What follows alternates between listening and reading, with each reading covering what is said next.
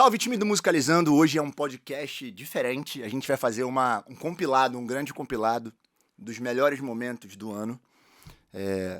Esse podcast que começou esse ano e a ideia dele não é ser super midiático, não é ser um podcast que a gente vai trazer somente artistas. Pelo contrário, é um podcast para quem quer entender, falar e viver de música, conhecer o mercado. É óbvio que artistas são sempre muito bem-vindos, amigos, artistas, outros que eu não conheço, todos são bem-vindos para falar de música, mas a gente está tentando construir esse podcast de dentro para fora, fazendo com que as pessoas do universo da música, dos bastidores, produtores, empresários, pessoas que trabalham em gravadoras, em agregadoras, em arrecadações de direitos autorais, artísticos, enfim, que toda a engrenagem venha e a gente tenha lugar para que eles falem. Então, é com muito prazer e muito orgulho que eu fecho junto com a nossa equipe o primeiro ano do nosso Musicalizando Podcast. A gente resolveu fazer um compilado dos melhores momentos de todos que passaram por aqui até hoje, né, até a gravação.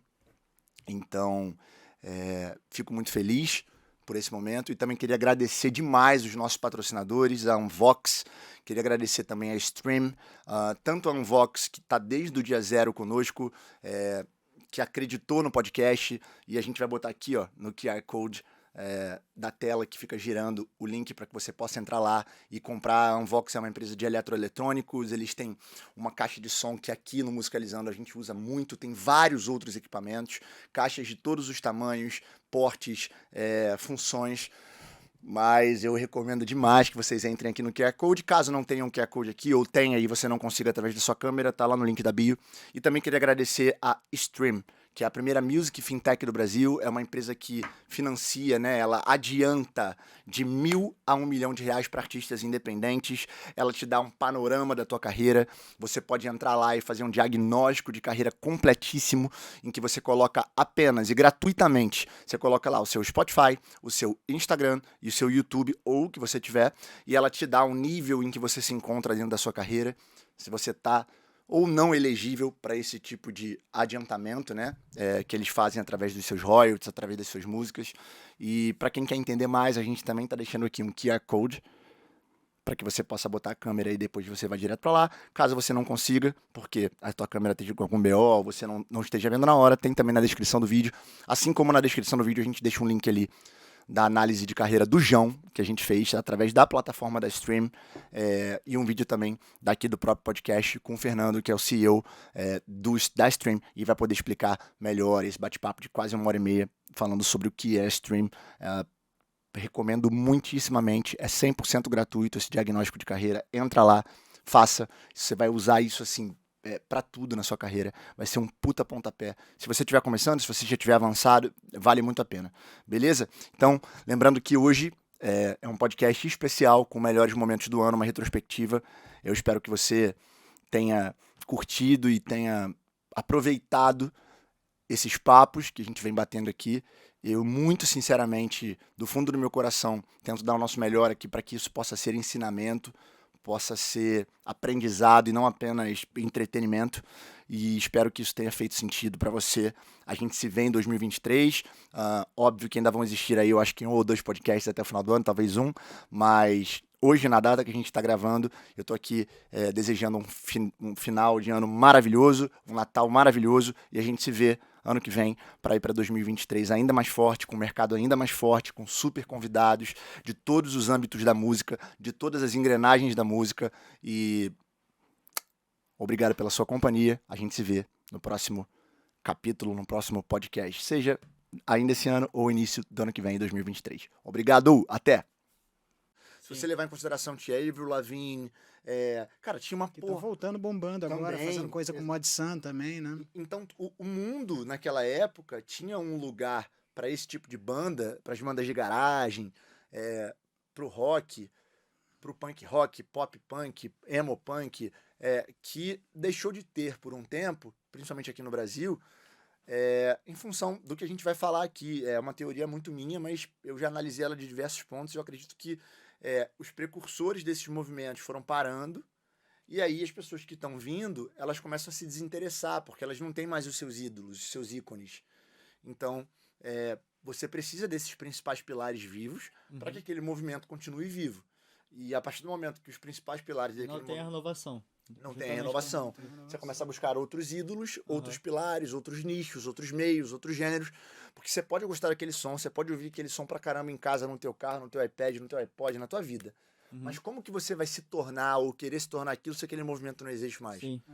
Perde a referência. Perde. E aí a referência começa a andar pro outro lado, que é o que aconteceu muito. A galera começou a querer ser DJ, a produzir. Sim. A galera começou a querer ser trapper, a querer ser rapper, porque...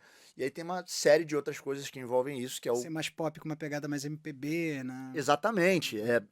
Aí você começa a abrir espaço para que outros movimentos venham, o que é natural.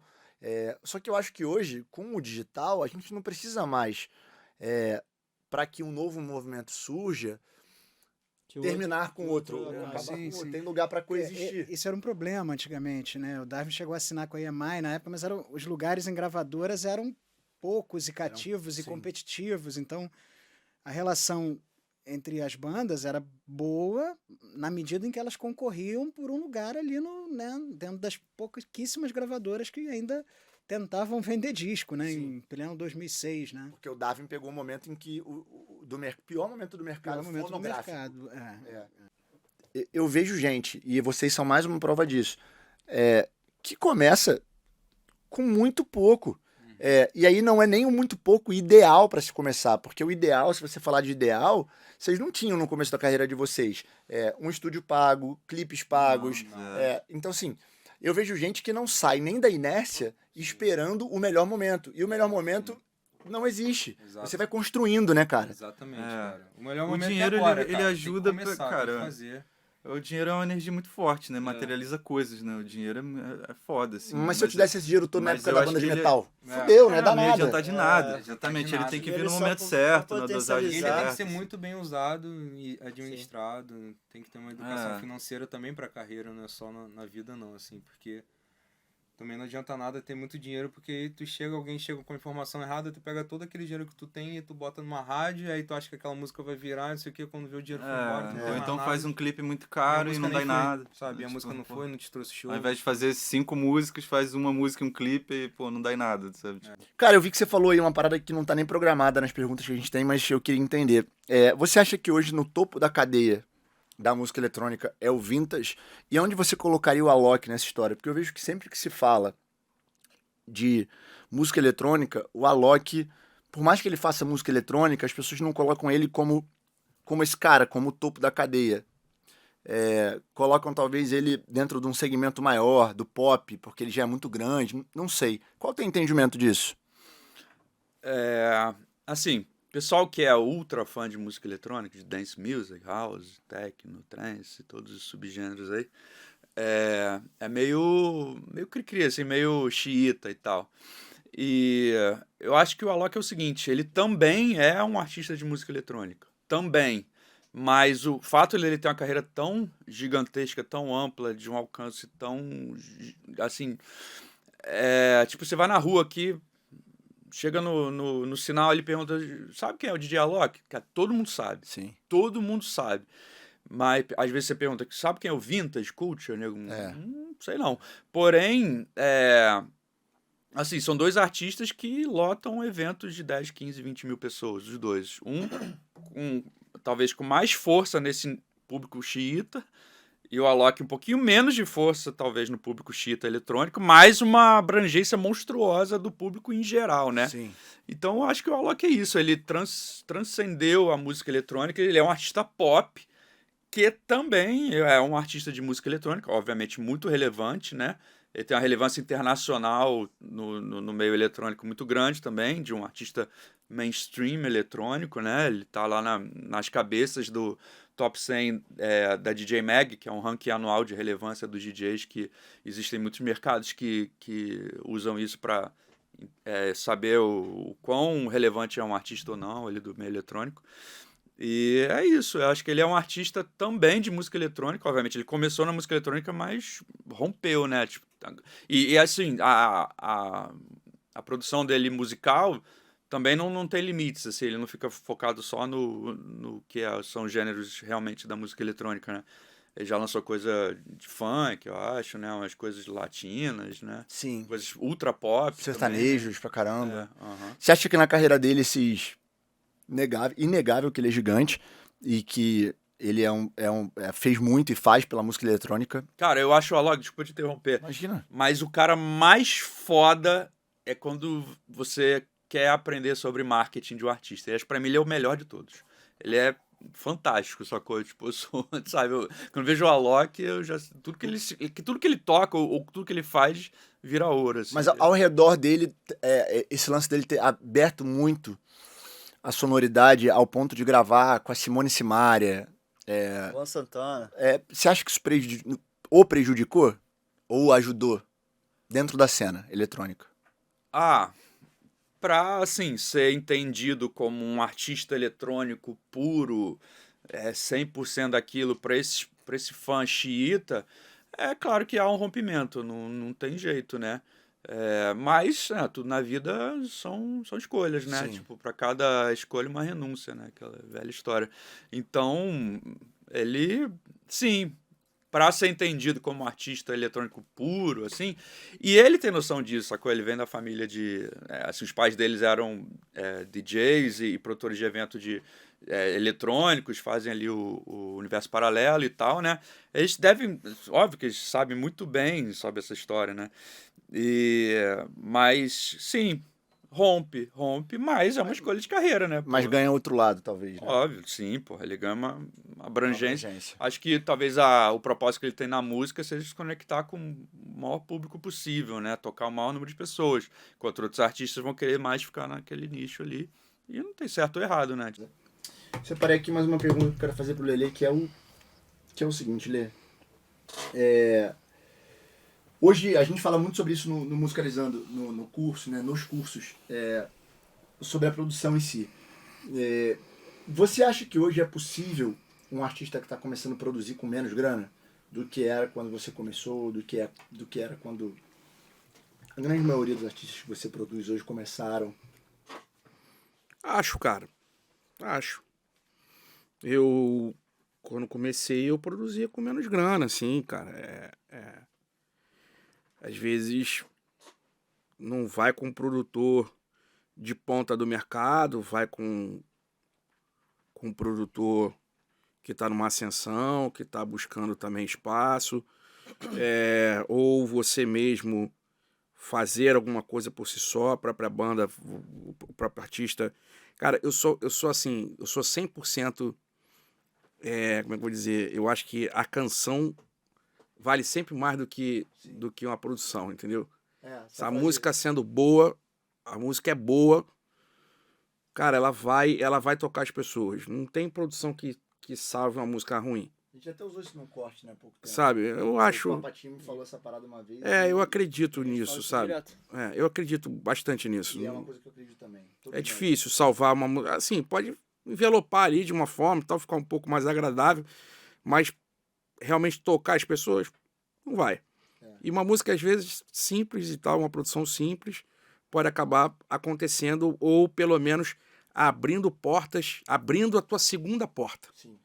Né? Eu acho que a música, ela é feita disso, sabe? Feita de caminhadas, né? Uma escada. Cara, Então, pô, você abrindo uma segunda porta, pô, já tá o objetivo ali, tem sabe? uma coisa que me incomoda muito no nosso mercado, que as pessoas, elas acham que elas só devem começar quando elas tiverem um cenário perfeito. E esse cenário perfeito Não. nunca chega. Nunca chega. Não tem. Sacou? E assim, eu posso dar vários exemplos e aí vai ficar redundante pra caramba, porque acaba que todos eles vão parar no mesmo lugar, que é o cenário perfeito nunca chega. E você pensa, cara, eu vou gravar isso aqui. Aquele papo que a gente teve em Los Angeles. Eu fui gravar com o álbum da Amiguinho lá em Los Angeles, e a gente tava um dia no carro, eu tinha acabado de terminar, tava em Borocochô, meu antigo namoro, a gente tava trocando uma ideia, e ouvindo o Lulu Santos e interpretando algumas músicas do Lulu lá, e um papo cabeça do caralho, maneiraço, e ele falou, irmão, olha só, filho é a melhor coisa do mundo. E você nunca vai estar preparado, você sempre vai achar que tem um momento melhor, uma hora melhor, um time melhor, e não é assim. Porque se todo mundo esperasse o momento certo para ter filho, de repente você nem tava aqui. É verdade. E aí, eu acho que na música é parecido, cara. Tem até uma tatuagem aqui que fala um pouco sobre isso. Tirando a questão da religião, não é nem da religião, da fé, né? Trazendo isso pro mundo real só. Cara, você tem que botar o pé. E aí depois você vai vendo o chão, mano. Você vai vendo o chão. Se mas você eu esperar acho- o todo, fudeu, porra. Eu acho que todo mundo passa por essa etapa, talvez, da vida, em algum momento de tipo, ficar esperando um cenário ideal para tomar uma decisão. E a realidade mesmo, a vida vai ensinar mais tarde, que é justamente isso. Que você, esperando, você só se afasta do teu objetivo. Se você der um passo para frente, mesmo não sendo o cenário ideal, não importa, você vai estar mais perto do objetivo do que daquela estaca zero. Sim, é a teoria do 1%, né? E você não vai... pensa em melhorar 50%. Melhora um por dia, que no final do isso, mês você é tá, isso. meu irmão, 30% melhor. É isso. Faça. Exatamente. E aí, cara, falando agora mais do pagode, assim, E principalmente, mano, desculpa imagina. interromper. Não, o tempo é teu. Principalmente o seguinte, cara, você dando um passo, às vezes você pode sair de uma disputa, você dá uma clareada numa certa disputa. Vamos lá, sendo prático no exemplo. Tem universo de artistas que não tem um trabalho. E você fica esperando aquele momento ideal para você fazer com o produtor X, para você fazer no estúdio tal, com gravadora tal, não sei o quê. E, cara, tá aqui esse universo de gente aqui que também não tem um trabalho. Quando você produz um trabalho, não importa o que seja, você já sai desse universo, você tá num outro degrau. Sim. Sem dúvida. Então você tá disputando já com menos pessoas. É a teoria do Oceano Azul, né? Você sai daquele universo onde tem um monte de gente se degladiando, né? E aí você vai, de repente, para uma água um pouquinho mais profunda, ou cai um pouquinho mais para esquerda ou para direita, você já sai daquele métier sai do bolo, sai do bolo, sai do bolo. E é até bom pro próximo produtor, pra próxima gravadora, próximo empresário, já te vir de uma forma diferente. Porque eu acho que o movimento gera movimento. Isso. E tem uma outra coisa também, você só vai entender o que você precisa depois que você começar. Então, isso que eu ia falar. Você só vai confirmar tuas visões, tuas crenças quando você botar o bloco na rua, tá ligado? Ou não, né? Ou também você vai entender que o que você acreditava estava errado. Isso. Dá pra planejar 1000 coisas, 1000 trabalhos. E porque, cara, você só vai descobrir o que você quer quando você fizer alguma coisa. Isso. Aquele lance do remo, né?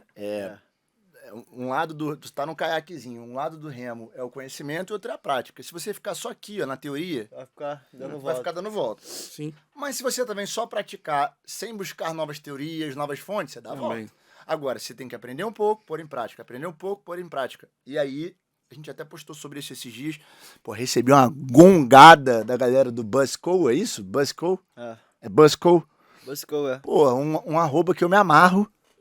Que a gente busca referência. Cara, o mundo é feito de referência. Sim, pô. claro. O Musicalizando posta todo dia, a gente tem uma equipe brilhante.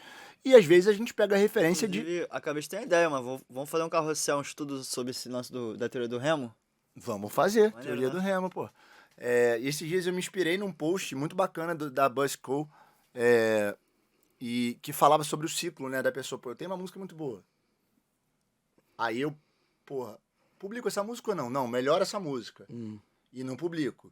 E aí você fica nesse dia e você não publica. E você não posta. E você não bota na rua. E o melhor feedback para você sair desse ciclo negativo e ir para um ciclo positivo é quando você testa, quando você bota na rua. Mesmo que não seja o ideal, porra. Porque... E tem uma coisa também, dependendo do segmento que for, cara, as músicas também elas vão perdendo validade. Sim, elas são datadas, elas né? são datadas, elas são... Os papos, Isso. as ondas, A forma da escrita, a forma de... as texturas, os timbres. Assim, a gente fala muito que a música dos anos 80, dos anos 90 era do caralho e tal. Beleza, eu vivi essa época, é do caralho mesmo. Mas será que uma música nascesse daquela forma hoje em dia, ela teria o mesmo efeito? Tem que contextualizar, talvez não. Exatamente. Contextualizando, talvez não. Talvez os papos não conectassem, talvez o tamanho da música não conecte, talvez o tipo de arranjo. Aí a genialidade do Lulu, né? Que você consegue fazer músicas de 90 fazer sucesso até hoje. Sim. Mas tem coisas que não funcionariam. Eu tô falando de coisas, exatamente. Sim. Tem coisas e coisas, Sim, né? exatamente. Tem músicas que sim, E tem músicas aí que são não. coisas que são atemporal e tem coisa que não é e tá datada. E na música eu também acredito muito nisso. Às vezes você tá com um papo ali, alguém vem pegou a onda daquele papo ali e saiu na frente, e aí aquela tua ideia ali, tu já bota no saco, irmão, porque já era. Uma pergunta mais didática. Eu queria uma resposta mais didática de você, até pra gente gerar um corte pra quem tá começando na música, de como é o seu processo de AR, desde como é que é a sua descoberta, como é que é o processo de você botar pra dentro, e a partir do momento que tá dentro da gravadora, como é que é o processo de você trabalhar esse artista, meio que assim, um início, meio e fim. Tá. Detectar o artista, né? Pesquisa. Eu hoje, além, obviamente, de ouvir muita música e caçar muito na internet, a gente tem ferramentas de inteligência dentro da Universal que monitoram o que está sendo executado, o que está sendo tocado, enfim. Encontrado esse talento, eu vou procurar me aprofundar nele para ver se canta de verdade, se tem conteúdo. Graças a Deus, não estamos mais na pandemia, e para mim foi o mais difícil da pandemia. Eu não encontrar nenhum artista sem ver o show do artista. Eu acho que é fundamental. É a hora que a mágica acontece. Eu acho que é fundamental, é a hora da verdade. Até para cria-se a relação com o empresário. Eu não acho que tudo é só dinheiro e tudo é só business. O nosso mercado ele tem uma coisa pessoal que é importante, acho até saudável, até porque a gente vai trabalhar junto, então não existe uma própria energia, uma coisa, né? Exato. Mas enfim, a gente faz uma proposta pro artista, a gente entende em qual desses muitos modelos de negócio aquele artista melhor se adequa, mais faz sentido para ambas as partes. E se ele tá no momento também, né? Se ele tá no momento também, etc. Fazemos uma proposta, é feito um contrato. Esse contrato é discutido com o empresário, artista, advogado, enfim. E aí, assinado esse contrato, a gente faz em conjunto um planejamento para esse artista em várias áreas. Tanto não só um planejamento de marketing propriamente dito, mas um planejamento aí da minha área, um planejamento de fonográfico. De AR. Será que a gente grava um DVD ao vivo? Ou será que você vai funcionar melhor com clipes? Ou será que a gente vai saindo como singles? Ou a gente vai sair como EPs? Ou a gente sai como singles agora, porque lá na frente, no ano que vem, aí sim você vai estar num tamanho maior, que vai fazer sentido gravar um DVD. Enfim, basicamente essa dinâmica se dá dessa forma. né? Essa pessoa também quer. Entendeu? Mas isso que você tá falando é muito doido, porque na maioria das vezes, os artistas, a maioria, tá? Tem o digital, tem o universo do Spotify, enfim, das redes sociais, mas não tem a rua. Que é o mais importante, que é onde a maior mágica acontece. E o que ele tá falando é fora, porque ele já tem a rua muito maior do que o digital e tem que desenvolver o digital. Então é um trabalho contrário. A dificuldade da maioria dos artistas é conseguir traduzir na rua o que ele faz no digital. Tem artistas com milhares, milhares é pouco, milhões de visualizações, milhões de ouvintes mensais e não lota o show. Ele lota shows. É o mais difícil. Que é o mais difícil. Então, isso tem a ver também com a comunidade, o que eu acho que é incrível. Com construção. Sem dúvida, você está fazendo isso desde que você falou, mesmo que seja no campo das ideias, desde 2017. A gente está indo para 23. Que também é uma outra grande lição, né? A gente escuta muita gente falando, pô, mas eu tô na luta há 3 anos e nada acontece. Pô, meu irmão, 3 anos? Não é nada. Pô, a gente vive falando... Cara, um médico, ele passa, sei lá, 8 anos estudando, mais 2 anos fazendo residência, tua mãe é médica, para começar a atender. Pô, aí o cara quer... Tô falando de 10 anos aí. Pô, aí o cara quer fazer 2 anos ou 3 anos de tentativa na música e acontecer. Essa é a exceção. A regra é você ralar muito mais, né? Sim, e não tem fórmulas.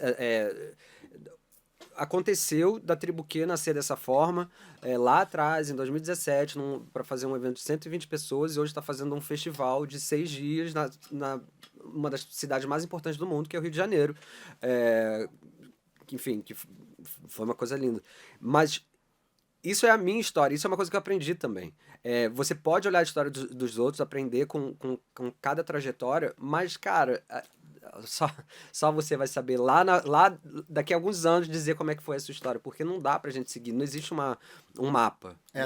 Não tem um mapa. A gente pode até eliminar alguns ruídos, algumas coisas que a gente sabe que podem nos fazer mal na caminhada, prejudicar, atrasar, que é o que o Felipe falou aqui, né? A gente, como empresário, tem até o papel de tentar minimizar os erros, porque a gente já passou por alguns, mas... ou errar coisas novas, né? Mas não errar naquilo que a gente já viu que dá ruim, ou que pode ser danoso. Porém, o caminho certo, a trilha, ela não existe, pô. Não existe. Eu acho que você tem que ir aonde faz sentido pra você. Se você vê, aqui tá alinhado com o que eu quero, com o meu propósito, com a visão que eu tenho. Porque o máximo que pode acontecer é dar errado. E dando errado, você fala assim, bom, algumas lições estão aqui. O que eu vou fazer agora para que isso não se repita? E assim, embora tenha muita coisa dado certo, e muita coisa está dando certo, tem muita lição. Sim. Eu acho que tem mais coisa que não dá certo do que dá certo, no sentido de você pegar, botar no bolso e trabalhar para você ir mais para frente e ir acertando. O que não dá é pra gente achar que só tem um jeito de fazer, que é lançar a música na plataforma, que aí se não der milhões de execuções, significa que você tem que agora mudar e fazer um funk 150 BPM. Não tem. Então, assim, eu acho que hoje, e a minha pergunta é, uma boa ideia supera o investimento financeiro? 100%. Pode botar a nossa logo aí maravilhosa, Matheusinho. Vou botar. 100%. Uma boa ideia sempre supera qualquer coisa, cara. Qualquer coisa. Mas tem eu acho que, não falando em porcentagem, gente, enfim, não dá pra também falar isso assim precisamente, dá pra cravar. Mas eu diria que é 50% responsável da música também, né? A música Não, tem que tudo ser é a muito música, boa, né? Tudo começa pela essa música. é muito boa, do Thiago, Exatamente. né? A gente sempre fala isso, que na música, tudo começa pela música. E nada salva a música ruim, cara. Marketing audiovisual, nada Não salva. salva uma música Vai ruim. botar um caminhão de dinheiro, não vai Agora funcionar. uma música boa salva um vídeo ruim. Salva. A gente fala aí, tomei muita porrada num post que a gente fez num corte que eu falava sobre isso. E aí a galera falou, então música não importa mais. Pelo contrário, o que a gente falou o tempo todo foi, não importa se você vai gravar essa música no melhor estúdio do mundo ou no pior, se ela for boa, ela continua sendo boa. Continua sendo boa. Agora, uma música ruim, você pode gravar no melhor estúdio do planeta. Ela vai continuar sendo ruim, você não vai salvar, assim como um conteúdo. Um conteúdo, a gente estava falando de roteiro aqui, né, antes de começar. Sim. E aí, pra galera que tá aí vendo o podcast, o Ricardo tava falando do quanto é difícil essa parte de elaboração e tal. Porque às vezes ele chega com a ideia, é aprovado, e aí chega no set, tem uma série de mudanças. E isso acaba atrapalhando o produto final, porque ele já idealizou aquilo. Já idealizou. Agora, o quão um roteiro, às vezes, bem pensado, uma ideia, é mais importante do que lentes, do que câmeras, do que tudo. Assim, eu não sou aquele cara que fala assim, equipamento não é importante. Tipo, é importante você ter equipamento. Mas não é assim. primordial, né? Não é primordial, porque às vezes não é a ARRI em si, é a facilidade que ela te dá. Porque às vezes, por exemplo, uma câmera pequena, você vai colocar um monitor, você vai colocar um Teradek, que é o que lança a imagem, ela já não tem muitas entradas, a ARRI já foi feita para isso. Então, assim, é a ferramenta adequada para cada situação. Agora, por exemplo, aquilo que a gente fez lá em Los Angeles com a Melim, não adiantava ter uma Red, que ela é grande, monitor, a bateria gigante, então tinha que ser uma câmera menor, saca? Então, assim, é a ferramenta adequada, mas assim, sem medo de errar. Isso se estende pro cinema também. A Bruxa de Blair é um bom exemplo. Se não me engano, foi $15 mil e arrecadou milhões de dólares. Teve um outro também de terror, Atividade Paranormal. Paranormal, Primeiro. isso, o primeiro. Acho que foi também $20 mil, $15 mil. E viraram 3 filmes, eu acho. Uhum. Ou 4, Não, acho que até hoje tem filme. Hitzão. Hitzão. Então, assim, Blockbuster. a boa ideia sempre tá à frente de qualquer coisa, cara. De qualquer assim como na música, a música boa tá à frente de qualquer produção, tá à frente de qualquer poder de gravação, de mesa, de mix, de master. Às vezes um violão e voz safado de uma música foda anda muito. E às vezes a ideia a ideia é medíocre. Mas quando se junta com a música, Sim. o negócio fica muito grande. E você se depara às vezes com uma parada assim, caraca, mano, ficou grande. O Sorriso Maroto, por exemplo, fez um DVD todo a celular, que foi o Cubo. E nesse DVD você tem músicas que hoje tem também mais de 100 milhões de plays, e foi todo feito de celular. E quando você ia conseguir entender a parada da geração, do conflito de geração, quando que a gente ia conseguir pensar que um DVD de uma das maiores bandas do Brasil, referência dentro do samba, do pagode e da música de uma maneira geral, ia gravar um DVD, um projeto audiovisual inteiro, dentro de um estúdio, com um celular. A Stream ela se especializou em olhar para o artista como um ativo de investimento. Tá? E a todos que estão ouvindo a gente, não entenda mal, porque a gente não está querendo classificar a arte que é intangível. A arte sempre vai ser única. O conceito artístico, ele é único, intangível e mágico. Individual. A gente não tem a menor pretensão de interpretar isso e encaixar em um padrão. Não temos. Mas, comercialmente falando, o artista, a gente consegue entender o potencial e o risco dele. Então, o potencial pra gente é medido única e exclusivamente pelo tamanho da sua audiência. Pra gente é muito claro isso. Esse linha de construção de jornada não tá validando, não é para quem tem mais tempo de carreira, para quem canta mais afinado, para quem atinge a nota mais aguda, para quem é mais virtuoso, para quem lê partitura, para quem tá há 20 anos no barzinho. Pra quem bota pra comer no palco, não muda nada. Não muda, isso não muda. O que muda? Pra gente, música é conexão e representatividade. É que, na verdade, isso aqui vai além, cara. Você não tá lendo a arte, você tá lendo o mercado, né? A Exato. forma como o mercado enxerga a arte. Exatamente. Então, pra nós, né? O que aconteceu? Só pra não ficar pesando aqui, não. Ficar O Mateuzinho compra esses computadores de R$1.200? Pouca memória? Não, tranquilo. Isso é porque se der pau, né? Aí dá pau em tudo, né? Não é? Verdade? É melhor salvando aos poucos, porque se der pau, deu pau não. Também, mas aí vai ficar gerando um arquivo grande pra uma mais tática, entendeu? Vou escolher mostrar. Mas vamos lá, então pra nós, música é conexão e representatividade. O que é isso? Eu sempre gosto de dar esse exemplo, né? Não adianta o cara vai lá, se forma na Berkeley, é um gênio, lê partitura, toca 10 instrumentos, afinado, canta muito, arrebenta no palco. Se esse gênio não É um for grupo de pessoas que se conectam, já se era. não for capaz de criar produtos, e produto é a música, que representa a vida das pessoas, o dia a dia delas, o impacto comercial que esse gênio tem no mundo é zero. Exatamente. Isso é o estágio de carreira dele. Isso aqui é um estágio de carreira original.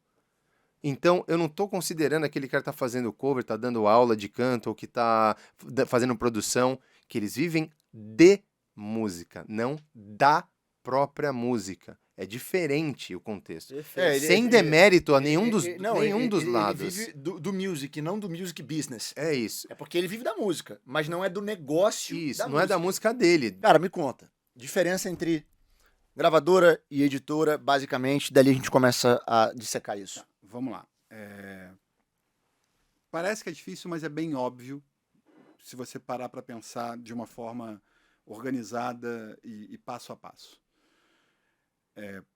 Gravadora, e o nome já ajuda, fala de música gravada. Se a gente começar a cantar uma música aqui, e essa música não está gravada, aqui nessa mesa, e se a gente quiser monetizar isso, a gente vai monetizar o quê? A gente vai monetizar a canção, a composição dessa música. Então, gravadora fala de música gravada, de fonograma. Editora cuida de canção. Eu costumo dizer que a canção ela é a pedra fundamental da nossa indústria. Não existiria artista, não existiria gravadora, não existiria escritórios sem autoria, sem dúvida. Se o compositor não compusesse uma música na gênese do processo. Então, a editora, ela cuida de canções. E a canção, ela é única. Não interessa, e isso é um conceito que tem que ficar muito fixo na cabeça de todo mundo, que a canção, ela é única. Não interessa se essa canção é o Brahma que canta, é o Mateuzinho que canta, sou eu. Se ela a Madonna. Ou é a Madonna. Se ela é cantada em italiano, em português, em japonês, a canção é a canção. Existem versões dela em outras línguas, mas a canção é única. A gravação podem ser inúmeras. E você pode ter diferentes gravações de uma mesma canção de um mesmo intérprete. Se você pegar os discos do Roberto Carlos, todo disco dele tem ele cantando Emoções. Cada disco é uma gravação diferente, é um ISRC diferente. Você já explicou aqui mais uma vez o que é ISRC, não preciso... Vamos explicar de novo. Vou explicar de novo. Mas basicamente isso que você tá falando, desculpa te cortar, mas eu vou ter que toda hora fazer uma intervençãozinha. À vontade, é uma conversa. O que acontece? Palestrinha, não. Não, é só pra galera entender. Quando ele fala inúmeras regravações, significa que aquela canção, aquela autoria, aquela obra, ela pode ser gravada, ela pode virar fonogramas diversos, tanto na voz de quem gravou ela pela primeira vez, Quanto na voz de terceiros. quanto na voz de terceiros. E mas quanto na voz da mesma pessoa que gravou pela várias primeira vezes. vez, várias vezes. Cada vez que tem uma gravação nova, Tanto nos formatos, pode ser ao vivo, acústico. porque aí são gravações novas. São novas gravações. Toda vez que tiver gravado, aquilo for digitalizado, né, hoje em dia, porque é digital, aquilo ali virou um fonograma A palavra que a gente usa é fixado. fixado. Então você pode Quando ter... você fixa uma canção em algum formato Sim. físico ou digital, aquilo é um fonograma. Totalmente. E do ponto de vista de marketing, assim, toda essa parte que se estuda, né? Sei lá, a construção de persona, por exemplo. Eu sei que, enfim, que tem gente que faz isso, assim, né? Entra aqui o cliente, vamos construir a persona. A persona já existe, é uma pessoa, né? Tipo... É só você você não tem- potencializar o que ela já é. o nosso, a gente sempre fala pra galera, assim, pra nossa equipe, o nosso trabalho é quase um trabalho de psicólogo, porque a gente precisa, na verdade, a gente não cria persona, a gente vai lá entender, a gente tem que ouvir todas as músicas, olhar quem tá na composição, pra entender, né, o que o artista escreve, sobre o que ele escreve.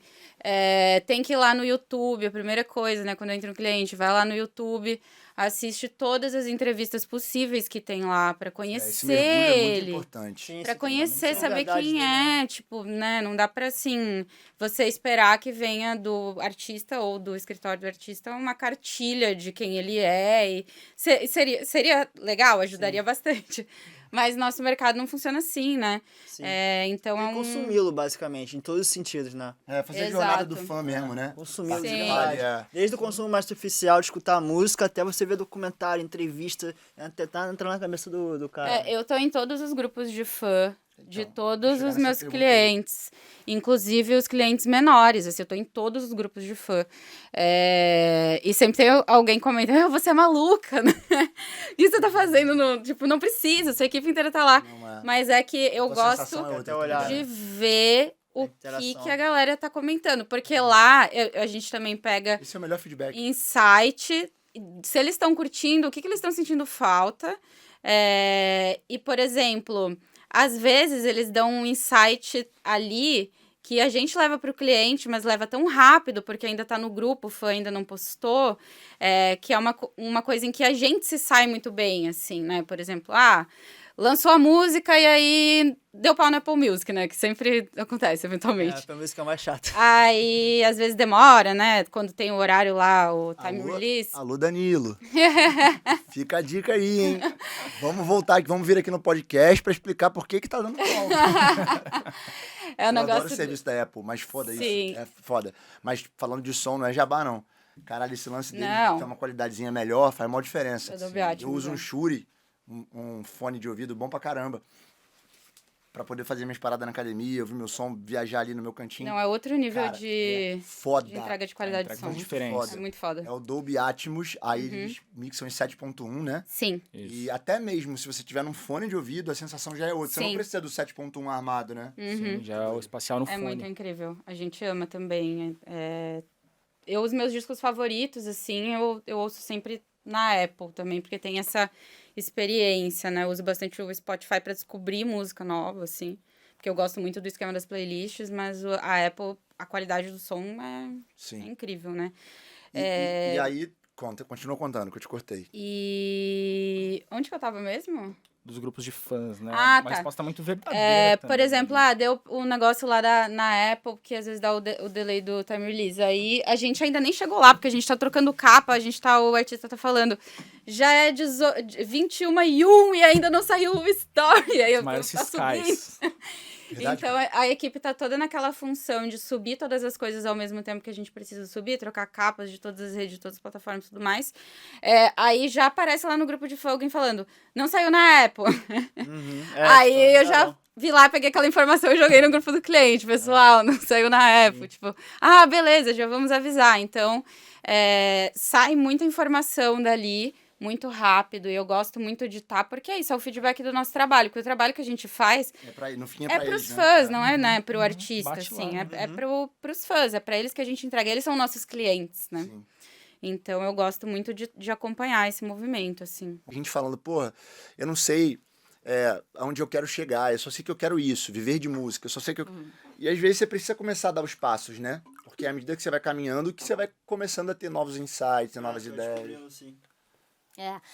Ontem eu tava preparando material até pro Hacktown que a gente vai participar lá com a Mari e com a Lívia, e veio uma frase que agora eu não vou lembrar o autor, né? Depois a gente bota nos comentários, que é assim, o grande skill, acho que dessa geração é você aprender, a desaprender e a reaprender.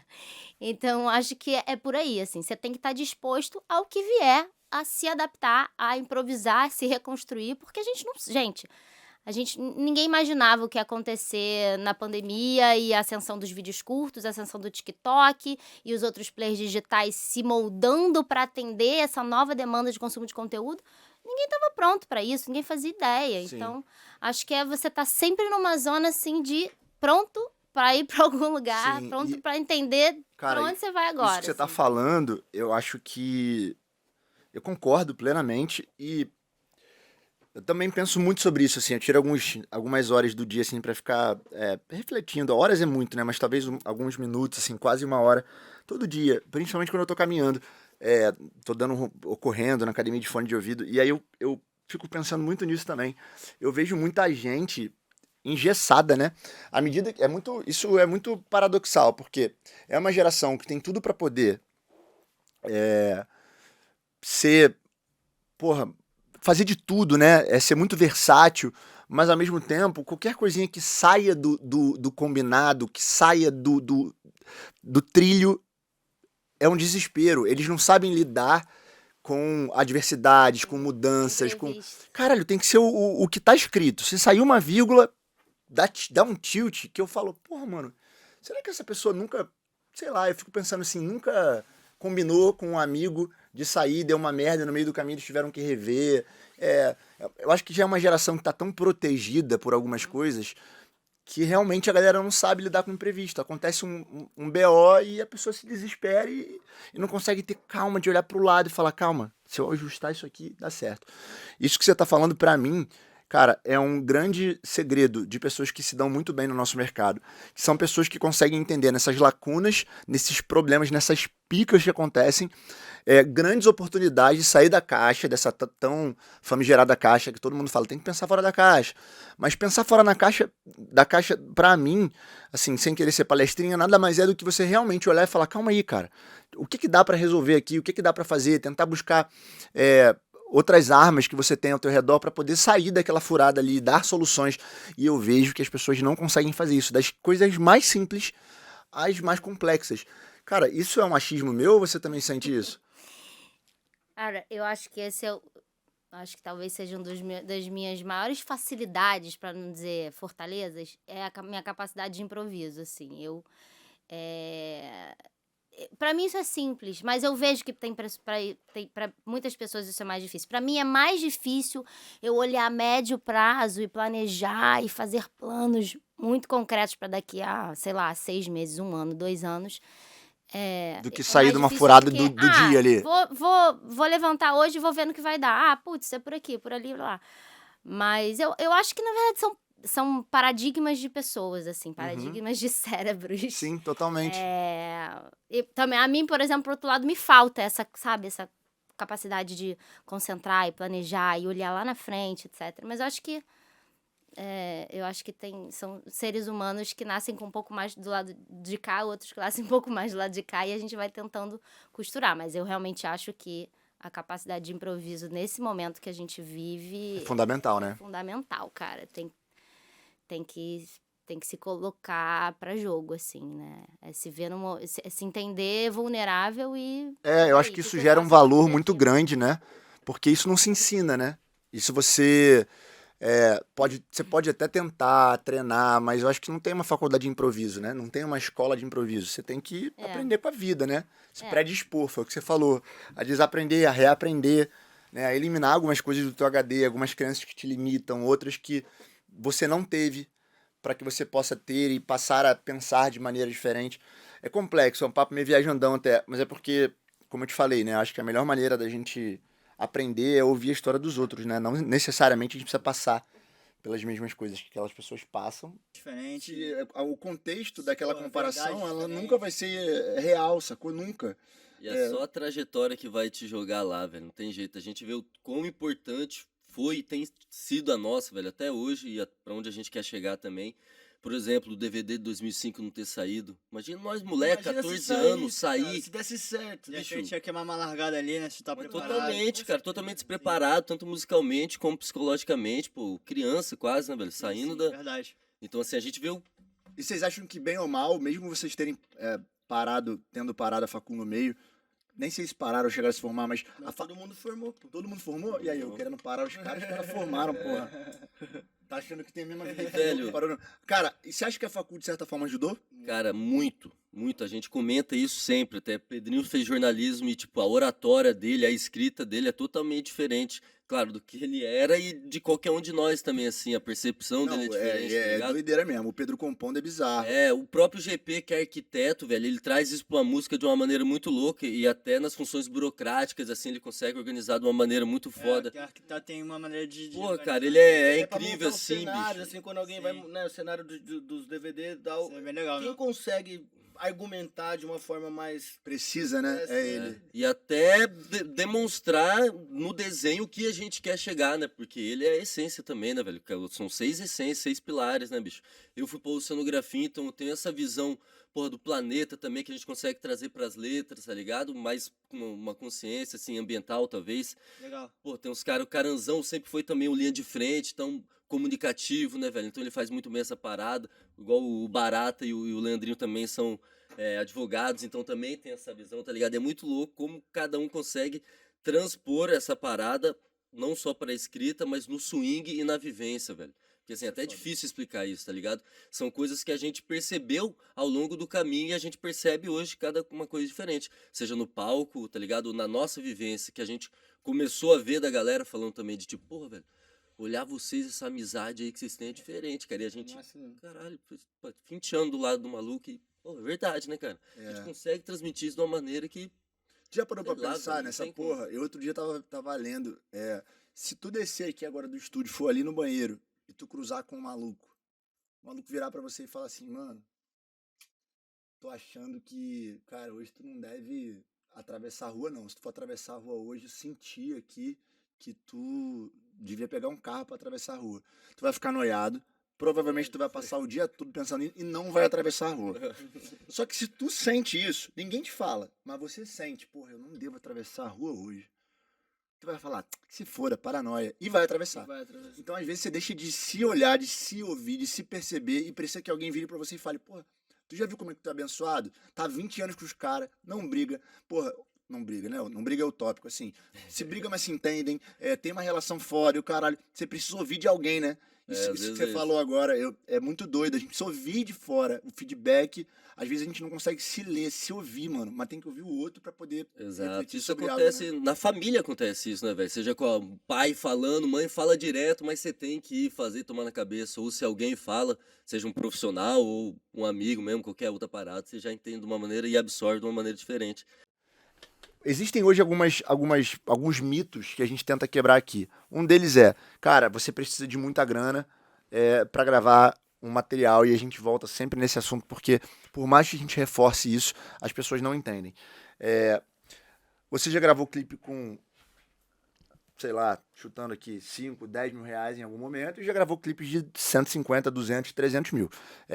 Você entende que uma ideia vale mais do que todo o aparato de câmera, de grana? Uma boa ideia pode superar isso? Isso daí pra você é uma crença ou não? Você acabou de falar tudo, eu posso levantar e ir embora. É isso. É exatamente isso. É óbvio, muito óbvio, senão a gente não faria clipes de 150, 200, 300 mil, que um valor de investimento em produção traz benefícios ao projeto. Mas não é só isso. Não adianta você ter um caminhão de dinheiro e não ter uma ideia. Tipo, a ideia vem muito antes do caminhão de dinheiro.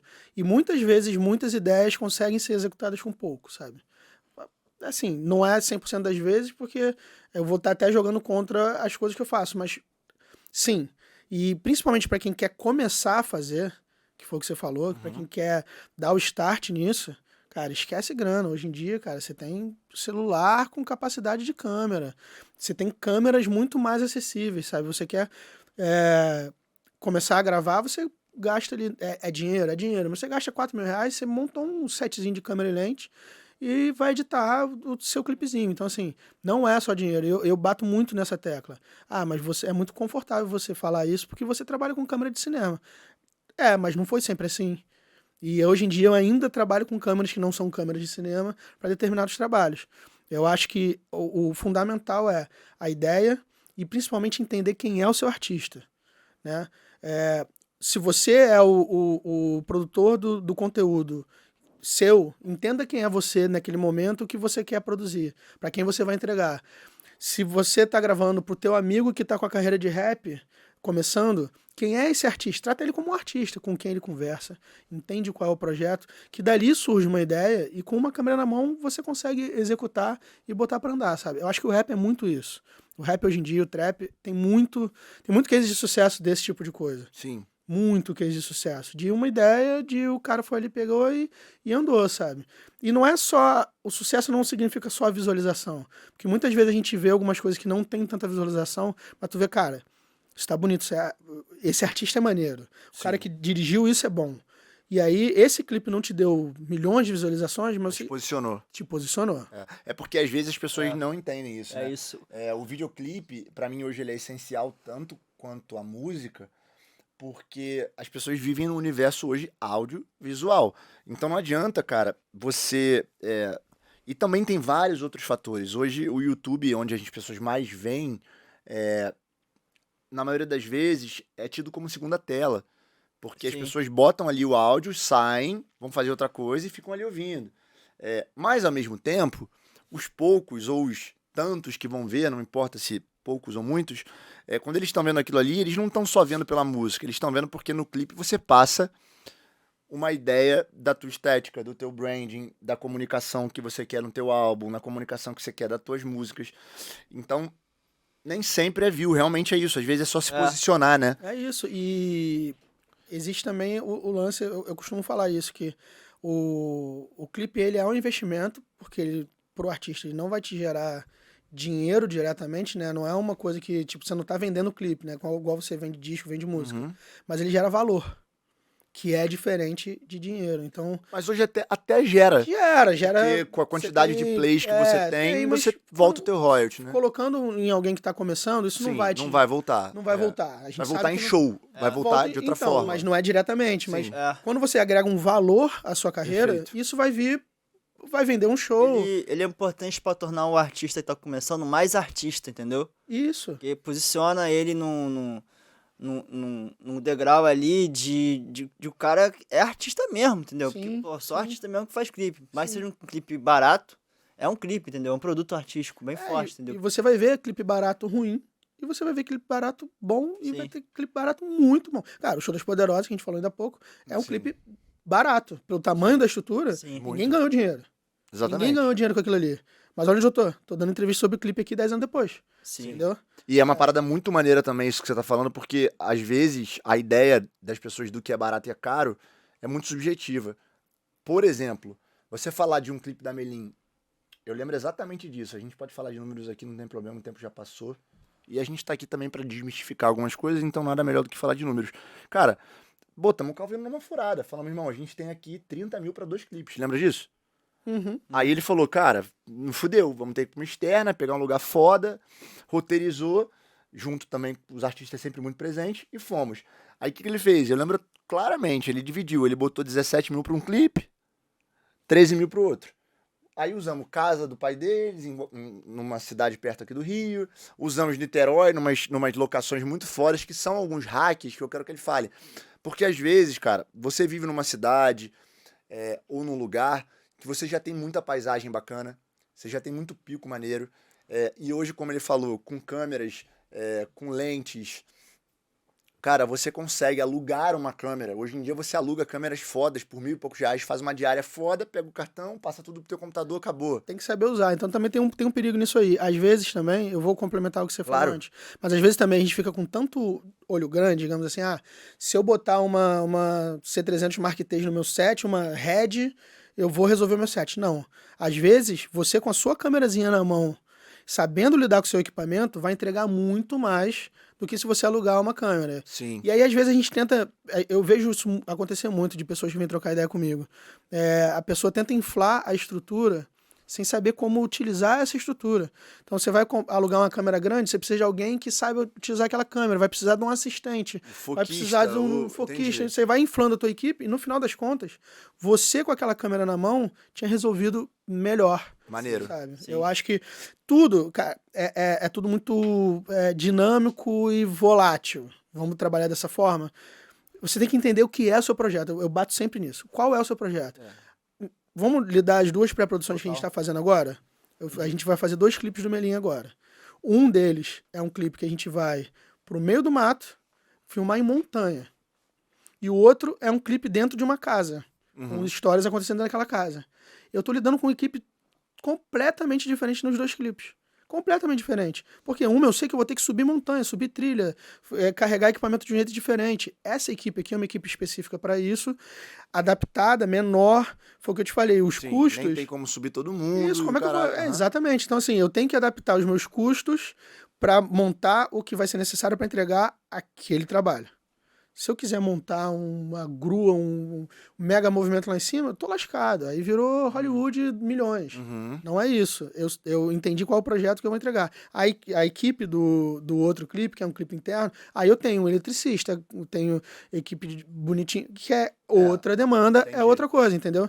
Então, se eu tentasse inflar outra equipe, botar câmera gigante, movimentos, eu não ia executar o projeto. Aproveitar, né? Subaproveitar, né? Eu não ia executar o projeto. Não ia ter como. Ele ia gastar o dinheiro e não ia subir com aquilo. É um clipe na montanha.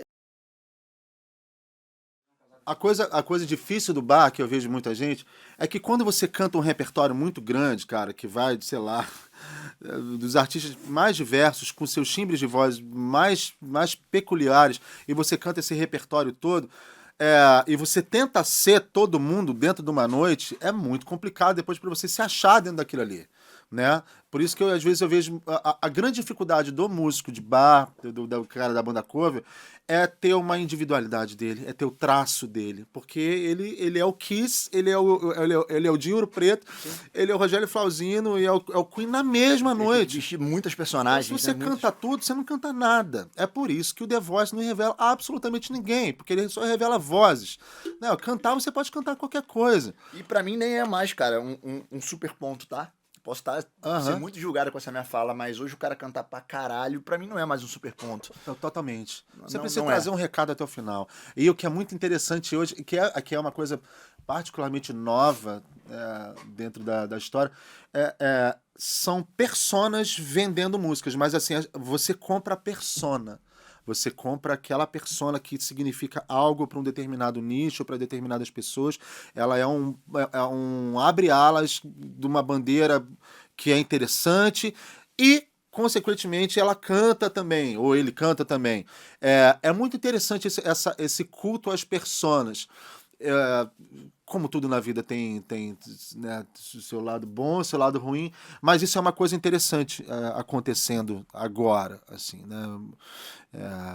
Em cima da representatividade de gente que aconteceu nesse momento, cara, é tudo tão misturado. A gente às vezes tem celebridades que se expressam através da música, mas elas são celebridades. Elas acabam cantando, elas não são necessariamente artistas, elas se expressam através da música. A arte, ela é, como eu te disse, ela é uma lente, ela é seu olhar para o mundo, entendeu? Você é artista fritando ovo, De que forma você tem enxergado o movimento do samba e do pagode? De que forma você vê os próximos anos aí?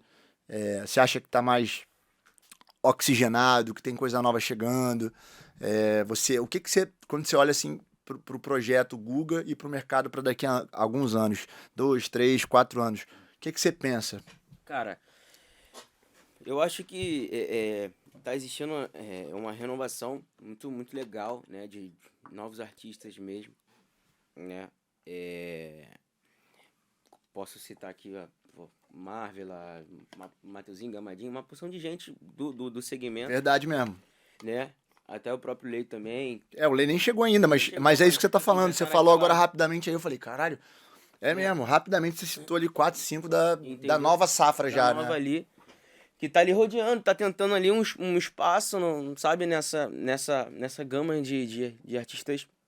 Porque a galera não tem muita noção, mas, pô, o Gamadinho, por exemplo, cara, se tu pegar a agenda dele, tem mês aí que ele fez 41 shows, sabe? É isso aí. Então, pô, é um artista que já tá rodando bem. É claro que existem fases, né? De repente ele ainda não tá na fase de ir pra fora do Rio, né? Viajar para outros estados, porque acaba sendo um investimento. O artista abre mão de um lugar que ele já faz show com cachê mais alto e não tem tanto custo, porque, porra, o cara mora aqui, a banda é daqui, para começar a ir para outros estados onde ele não só vai ter que cobrar um pouco mais barato, mas também vai ter custo. Mas é isso, cara, é plantar. Mas o que eu dei de exemplo aqui do Gamadinho é que é aquele lance que eu falei, das especificidades da cultura de cada segmento. Pô, o pagode é tão rico, cara, que tu vê um cara que de repente metade das pessoas que estão vendo aqui ou mais não sabem quem é, e ele já é enorme aqui no Rio. Né? Enorme, guardada as devidas proporções, mas o cara já faz 41 shows, pô. Isso é muita coisa. A música de trabalho do Lei vai ser com ele. Participação dele. Cara, e eu acho que assim, tá tendo essa renovação, né, dessa galera nova que tá sempre tentando trazer algo de novo, né?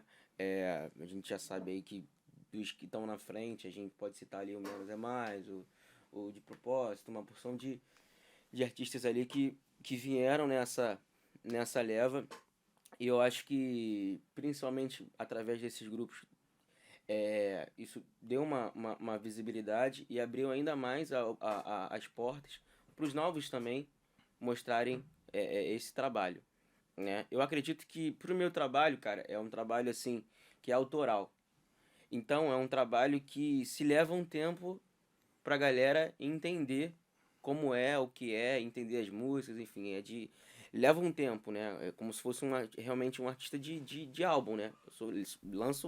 Lancei EPs, mas a gente vê que lancei 12 músicas, depois lancei 18 músicas, então são diversos, posso dizer assim, gêneros musicais não digo, mas diversos sons diferentes dentro do segmento do pagode. Tá tocando o barco do artista. Qual é o conselho que você dá para quem tá começando nesse mercado do comercial? Cara, tem relacionamento, rapidez, gostar do que tá fazendo. Isso aí é óbvio, né? Porque na música o início é tudo muito difícil, seja no backstage, seja na frente do palco. Você precisa respirar aquele negócio, tá? Vamos lá, a gente tá desde 2018, 17, 18 ali, eu tô sem tirar férias e não penso em tirar férias, né? Você precisa de dedicação, cara. É isso. Relacionamento, dedicação, gostar do que faz. Isso aí pra mim é primordial e isso aí qualquer negócio, na verdade. Né? Uma entrega boa, né? Porque cara, aí acaba que a gente vai entrar na segunda parte da pergunta que eu ia te fazer. Por favor, fala aí, que te cortei. Não, e eu acho que, cara, o que você falou, não pare. O contrato só diz que vai entregar 3 vídeos, 3 isso aqui. Entregue mais, sempre. Né? O que foi que você falou, isso, o artista tem que sempre entregar mais. Se chama over delivery. Cara, faz mais do que o esperado. Exato. Não faz só o que tá ali escritinho, porque se você fizer mais do que o esperado, a vida vai te retribuir, cara. Sim, a música sempre te devolve na proporção que você entrega pra ela. O contratante ou a marca vai falar assim, pô, aquele cara foi parceiro, fez mais do que tava ali, não criou problema, o que a gente pedia, eles faziam. Não, na verdade, você não é querer puxar saco da marca nem nada. é você Dá resultado, né? dar resultado pra eles. Eles falaram, cara, vamos trabalhar com aquela banda ali, vamos trabalhar com aquele artista ali, que ele... Que no fim do dia é número, né? Acaba sendo tranquilo. número. Não, se você tirar a parte da mágica, do lúdico, da arte, é número. Todo mundo quer resultado. Isso aí. Né? No final das contas, seja um resultado número ali financeiro, ou resultado de marca, ou resultado de associação de marca, de branding, a gente conseguiu atingir o público tal, YZ, que a gente não tinha, e era esse o nosso objetivo, entendeu? Então, número sempre é o que a marca vem. Legal. Ou querer achar mais, impactar mais pessoas, ou o retorno financeiro ali, o resultado financeiro dela mudou. Falando do início mesmo, o que é assim, o cara que tá lá agora no interior de um estado, falando, pô, eu quero ser esse cara aí, eu quero viver disso, eu quero ajudar aqui meu artista que é DJ, que tem uma banda, que é músico. Ele faz o quê? Ele, na minha opinião, né? Eu quero que você me corrija. Ele vê a estratégia, porque pra mim tudo começa pela música. Sim. Tem que ter um bom material, um bom conceito. Pega aquilo ali, vê as oportunidades e vai bater mesmo, né? Vai bater. Vai lá vai na bater. porta do cara, fala, até cara, hoje. tem um clipe aqui, tem uma oportunidade. É o que eu faço hoje. A Melim já é uma banda reconhecida nacionalmente, né? Sim. Mas eu bato na porta atrás de patrocínio pros clipes da Melim. Digitalmente. Não adianta ficar marcando parado reunião. ali. Digitalmente, marcando reunião, ligando pra um. Agora, pra show, a mesma coisa. Não vale só pra marca. Uhum. Tem curadores de vários festivais aí que eu tenho que ficar ligando. Eu me senti convencendo as pessoas. Eu vou entrar ali firme. Eu vou dizer, eu vou fazer esse show, cara. Ah, mas azar. Eu vou tocar o começo. Eu sei os começos, às vezes eu não lembrava os acordes. Eu abri o cavaco, continuava cantando aqui. E aquele show, assim, me colocou num lugar que eu comecei a entender que eu tinha uma capacidade muito grande de improviso. Eu acho que eu sou um artista... chegando pro presente agora, né? Com o meu autoconhecimento, eu acredito que eu sou um artista muito mais conectado ao improviso, à energia, do que à voz. Eu acho que isso é muito importante os artistas entenderem qual é a sua, entendeu? Sim. Você não achar que você é um puta de um master blaster de um cantor, você tem que ouvir. Você consegue ver pessoas que cantam pra cacete, e quando você... tu vai ouvir você cantando, você fala assim, cara, esse cara canta muito. Você saber entender, reconhecer quando o cara tem a voz, o cara canta muito. Às vezes a pessoa tem puta presença de palco. Eu me considero um cara que tem uma boa presença de palco. Eu gosto de me ver cantando, eu busco a minha melhoria na parte de afinação, tudo. Eu me acho um artista bom pra ótimo como cantor e um excelente diretor de palco. Assim. Comunicador ali. Comunicador, acho que eu tenho eu acho que esse é meu artista, assim. Eu sinto que a minha parada não é cantar. Eu gosto de cantar. Mas eu me percebo como um cara que não fica em casa cantando, assim. Então não é uma coisa que eu fico, adoro cantar em casa, assim. Eu não faço sozinho. Eu gosto de cantar pras pessoas. Eu gosto de ver as pessoas felizes com aquilo que eu tô fazendo. E eu acho que isso se conecta com essa troca. Então eu gosto, hoje, me analisando já há 8 anos, em análise mesmo, assim, eu me percebo que eu gosto da reação do outro. O meu prazer é ver as pessoas felizes e eu fazer isso para muita gente. Então, a minha carreira começou meio que naquele momento, no colégio, né? E aí, a partir dali, eu comecei a estudar música. Aí você falou, cara, trabalhando com outras coisas. Tá. Porque assim, eu quero comprar um cavaquinho. Eu trabalhava no Mac. Eu era atendente do McDonald's. Comecei na chapa e tal. Depois, como eu era muito faladora, o gerente me colocou como vendedor. Você é de uma família mais humilde, ok? Cara, minha família, meu pai sempre foi... A gente sempre foi meio classe média, assim. Tá. Tipo, na dificuldade braba, meu pai me colocava num colégio particular. Entendeu? Entendi. Mas eu percebia que a gente... Tipo assim, eu lembro, pra comprar uma TV, meu pai veio na TV, demora 6 meses pra conseguir comprar tal TV. Então, e meu pai, a gente nunca trocou muita ideia sobre isso, mas eu percebia que não era uma dificuldade, a gente nunca passou fome. Mas também não inventava grana, não era... A minha maior dificuldade foi quando eu vim pro Rio. Tá falando com uma pessoa que ela nunca viu na vida.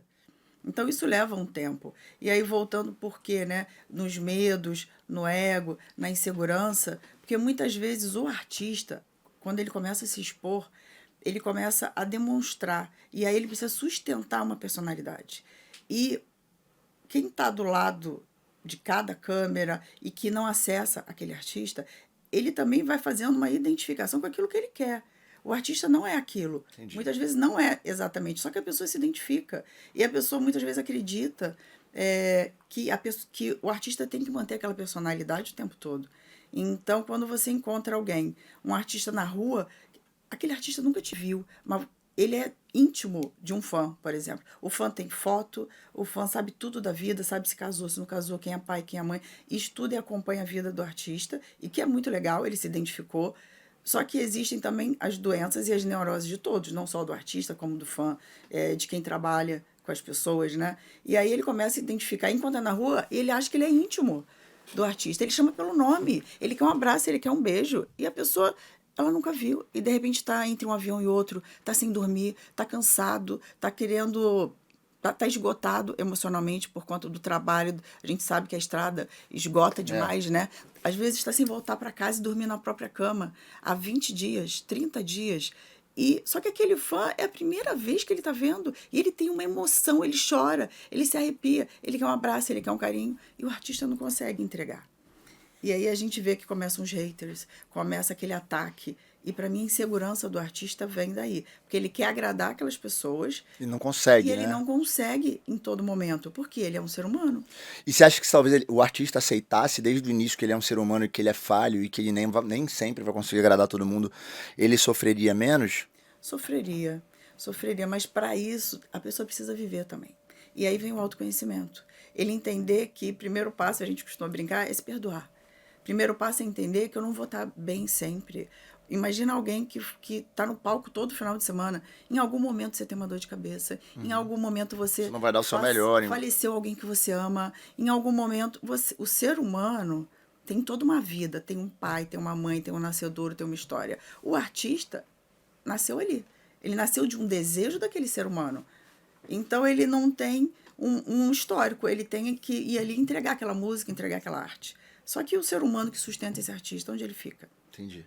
Doideira mesmo. E muitas vezes as pessoas distorcem isso, não conseguem aceitar. Uma das coisas que me chama muita atenção é quando o artista ele não usa o próprio nome. Isso também me chama atenção, inclusive me incomoda um pouco. E a pessoa começa a se... Porque ela tá começando a realmente vestir a máscara. Ela veste... Inconscientemente, assim, isso me incomoda profundamente quando o artista se chama na terceira pessoa, fala a fulana e, tipo, ela é a própria pessoa, né? Exato. É como eu falar, não, é que a Ana Paula, eu tô falando de mim. E às vezes nem é o próprio nome, né? É um apelido ou um nome artístico.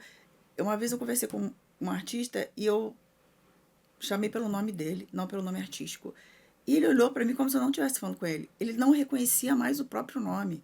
Isso é muito grave. Sim. Porque você perde a sua personalidade, assume a personalidade do artista, e o artista é aquele que tem que atender a todos o tempo todo, que tem que cumprir aquela função. É diferente de um médico. O médico ele tem o nome dele, ele trabalha o dia inteiro, ele atende pessoas, mas ele tem o nome dele. E tem vida privada, ele fecha a porta de um professor, de pessoas que não estão nesse lugar. Às vezes, os parentes adotam o sobrenome do artista, começam também a chamam viver... pelo nome artístico. Chamam, o pai e a mãe não chamam mais pelo nome que eles batizaram, passam a chamar pelo o nome artístico. E aí eu percebo que a pessoa fica completamente perdida ali. Quem eu sou? E aí no final começa a autossabotagem. Ele começa a sabotar, não o ser humano, ele começa a sabotar o artista que levou exatamente onde ele queria chegar, aonde o humano queria chegar, o ser humano dele. E aí ele começa a sabotar aquele artista para ele se recuperar. E aí começam todas as angústias e as neuroses a virem à tona. Porque ele começa a evitar pegar um avião, porque ele vai chegar naquele palco onde ele não quer mais que aquela persona surja. Entendi. E aí existem alguns mitos aí, né, do nosso mercado. E eu queria tentar desvendar alguns aqui com você. Vamos lá. Se existe uma música, uma obra... que tenham naquela obra 2 ou 3, enfim, um grupo de autores, e um ou outro não quer liberar, prevalece a maioria? Prevalece a maioria. Né? A editora depende também do contrato com a editora. Né? Okay. A editora, às vezes, tem o poder de vetar a utilização ou não, depende de como é o contrato também. Às vezes o autor não tem mais esse controle. É mesmo, porque, na verdade, o que eu soube é que aqui no Brasil tem uma regra, assim, uma lei muito forte, em que é mais forte até do que em vários lugares no mundo, que diz que o direito da decisão daquilo, mesmo que tenha uma editora, mesmo que ele tenha vendido as obras para uma editora, ainda é dele, em função do poder moral, né, daquela obra. Não, ele nunca perde o direito moral. Né? O direito moral é consagrado eterno. Mas ele perde o controle da obra, sim, dependendo do contrato. Hoje os contratos novos já não são tão leoninos como no passado. Né? Mas antes você fazia uma sessão de direito, tem um caso até que é bem emblemático, que foi com a EMI, editora que negou o Zé Ramalho de regravar suas próprias obras. Né? Mentira. Aí ele entrou na justiça e ganhou, óbvio, claro. Mas de qualquer forma isso acontecia. Porque um autor não pode, né? Ele não precisa nem de liberação, né? Para poder gravar as próprias obras. Não deveria, né? Por mais que diga no contrato qualquer coisa diferente, não deveria. Ele é o criador daquilo ali, né? E hoje, mas isso é um caso antigo. Se entende de outra forma. E muito antigo isso, né? Isso não é atual, né? E hoje já se entende de outra forma. Hoje os contratos já não são sessões definitivas, né? Você já não tem esse tipo de contrato no mercado, ou se tem, você não tem necessidade de assinar, porque hoje você já tem contratos normalmente por 5 anos. Né? Você pega o que o artista faz no dia a dia ali, que é aquele fast food do show, e você envelopa e entrega isso pro fã e pro público que talvez nem conheça tão a fundo, de uma maneira muito mais palatável, né? O cara vai e fala, porra do caralho. Por exemplo, eu nunca, eu gosto do som dos moleques, mas eu não queria, nunca é modo de falar, né? Mas assim, eu não me vejo saindo de casa, pegando o carro, num dia que, porra, eu tenho livre pra ir num show do Menos é Mais. Mas eu me vejo indo na label, porque tem a experiência toda, é um auê do caralho, vai muito além do show em si. Eu acho, e eu que trabalho com essa porra, você imagina quem não trabalha. Então eu acho que pro cara que realmente tá querendo ir num evento, é muito mais atrativo o cara ir numa label do que ir num evento cru. Sim, eu acho que além do show desse envelopamento todo que se tem, as labels são oportunidades que os artistas fazem shows diferentes, sacou? Tipo, vou dar um exemplo aqui da Tardezinha, né? E do Sorriso, da Anitta, foi o que você acabou de falar. Você vai ali para ver um show. É aquele show. 1h40, 1h20, vai lá, o repertório e tal. Você vai chegar no Maracanã, no Sorriso, ele vai cantar 4 horas. 5 horas. Você vai na Tardezinha, o Thiaguinho vai cantar 7. Você vai na Anitta, ela vai fazer um repertório de carnaval que ela só faz para aqueles eventos determinados que acontecem naquela época do ano. Sim. Fora aquelas datas, você não vê mais. Sim. Espera o carnaval do ano que vem. Então, eu acho que além desse envelopamento todo, é a experiência que o público tem. Tipo, cara, eu vou lá para ver uma parada que não é sempre que se vê. E, né? Por que o boom, cara? Porque de um tempo pra cá essa porra cresceu muito. Vamos lá, Tardezinha. A gente tá no meio das vendas do Tardezinha, eles anunciaram 24 datas pra 2023. Pô, a porra tá esgotando em horas eventos pra 40, 50, 70 mil pessoas. Niterói, que você faz, por exemplo, esgotou 20 mil... 20 mil em 3 horas. Em 3 horas. O Tardezinha tem uma história, ele já tá há 3 anos, o Thiago já tá há 3 anos construindo essa marca junto com a galera da fábrica, mas você entende que vai muito além do show, é pela experiência, é pelo oba-oba, é porque são muitas horas de festa. Total. Cara, assim, o Tardezinha eu acho que é o maior case de sucesso de uma label. Né? Ela começou ali por um acaso, numa resenha, vamos fazer um pagode. Eu acho que na época o Thiago estava fazendo algum programa de TV aqui no Rio. Acho que, não sei se eu acho que era o Superstar, não era? Superstar, The Voice, algum desse programa que ele estava no Rio e estava aos domingos aqui, que ele ia ter que estar todos os domingos. Cara, vamos fazer um pagode, acho que juntou ele, o Zulu, cara, vamos fazer um pagode e tal, trazer a galera, um lance mais despojado. Aí começou a fazer o pagode aos domingos no Rio Beach Club, né? Uma parada mais intimista, mais pra galera chegada e tal. Então, a galera começou a ver o Thiago de uma outra forma. Ver como show, né? Um show diferente, mais intimista, mais solto, sem repertório. A galerinha que tava ali, então começou a se criar esse movimento, né?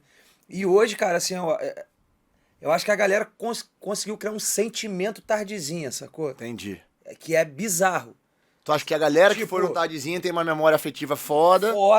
E aí fala, caralho, bora de novo, porque não, aquela parada... E a parada é assim, Tardezinha domingo. Cara, galera já acorda.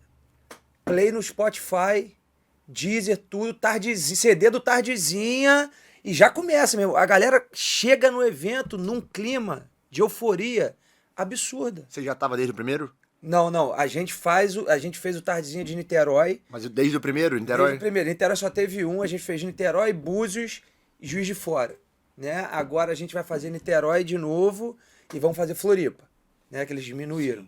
Né? Então, assim, conseguiu se criar. E eu falo que o Tardezinha é o maior exemplo disso, porque se criou um sentimento Tardezinha. sacou? Todo mundo quer fazer parte daquela parada ali, todo mundo quer estar ali, euforia e tal. Então, assim, e esse sentimento, quando você vem pro negócio, business, brother, o cara chega eufórico no evento, ao invés dele tomar um combo, ele toma 3. Foda. Sabe? Porque aí então, o cara assim, tá emocionado ele já. tá ali na emoção do negócio, sabe? Então, assim... Você promove um descontrole mesmo. Exatamente. Então, se criou um sentimento muito sinistro em volta da tardezinha, né? E aí, cara, quando se cria isso, a parada... O de Niterói agora que você tá fazendo esgotou em... Esgotou em 3 horas. É 2 de julho, cara. Vender ingresso, inventar festa, meu negócio é outro. Mas eu te dou 2... E vou falar os nomes mesmo, não tem problema. Acho que eu tava presente. 2 situações de camarim que eu tive e que você vê que a diferença do cara que é seguro, sacou? Vou até falar 4 situações, 4 artistas. De um cara que é seguro e de um cara que é inseguro, que tá começando, ou às vezes até porque, pô, tá meio deslumbrado, quer de tudo. Vamos lá. Primeiro internacional, eu fiz, tá até a placa aqui. Florida tava começando a explodir. Cara, ele foi um inferno na nossa vida. Ele foi um inferno. Queria trocar essa bebida. Ele aceitou o hotel. A gente fechou o Hotel Santa Teresa pra ele, que é um hotel boutique no Rio, cara pra caralho. Chegou lá, falou que era uma merda. Queria Copacabana Palace. Aí, pô, a gente falou que não. Aí falou que não ia cantar. Aí a gente teve que mandar o contrato. Aí, enfim, ele pagou com o cartão dele. Foi um inferno. 2 meses depois a gente faz Snoop Dogg. Tipo assim, meu irmão, acho que se a gente mandasse misto quente pra ele, ele agradecia. Foda. Sacou? O cara, ele falou, cara... Ele já viveu tudo isso, né? Ele já tomou tudo que ele queria tomar, ele já bebeu... Tudo. Eu digo isso porque os 2 foram no mesmo... Período de tempo ali. Eles foram na mesma casa de show, que foi tá. o Vivo Rio. Então eu lembro direitinho dos problemas, assim.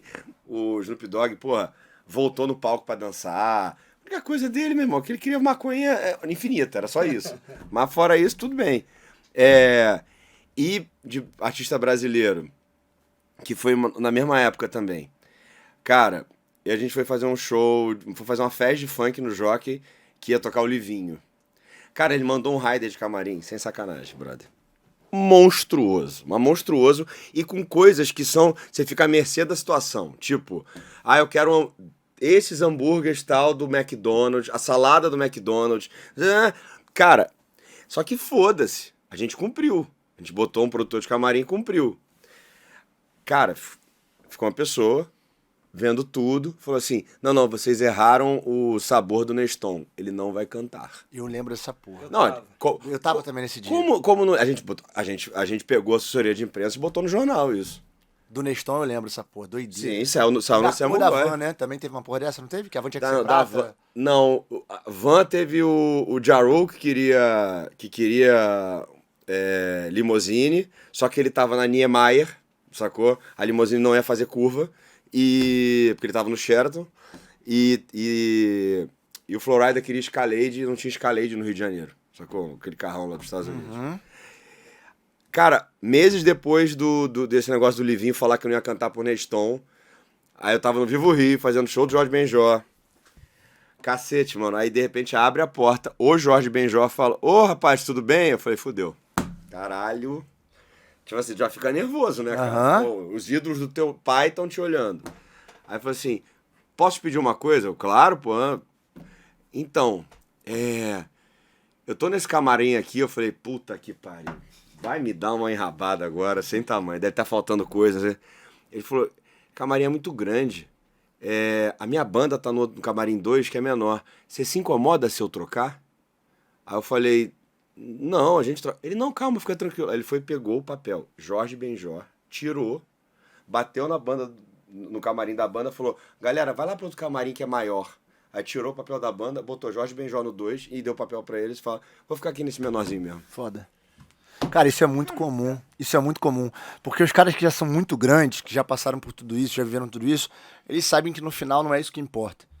E aí eles realmente são o que são por isso, por atitudes como essa do Jorge Benjor. E essa parada do Livinho eu lembro no dia. Eu lembro que você me ligou e falou, pô, tá passando em algum MPM, em algum lugar. Dá pra ver se tem um Neston. Caralho, saiu todos funcionários pra tudo quanto era lado, cara. Zona Sul, MPM, meu irmão. E foi uma situação meio estranha mesmo. Casa dos outros, da tua casa tem Neston. Pô. Enfim. Mas então, isso é muito importante. Não, pô, isso é muito importante porque às vezes a gente fala aqui e a galera que tá vendo o podcast não entende o quão você pode cagar a tua carreira com uma parada muito simples. E às vezes não é nem você, são as pessoas que estão ao seu redor. Então também é muito importante, cara, você se cercar de gente que vai cuidar dos seus interesses de verdade. Porque pra você construir uma história, cara, leva muito tempo. Mas pra você se queimar, você precisa de umas 2 ou 3 passadas erradas. E aí você senta. Se queima muito rápido, muito rápido. Trazer um pouco esse lado solar para um lugar mais maduro também. Porque eu acho que no Brasil tem uma síndrome que eu não acho muito legal.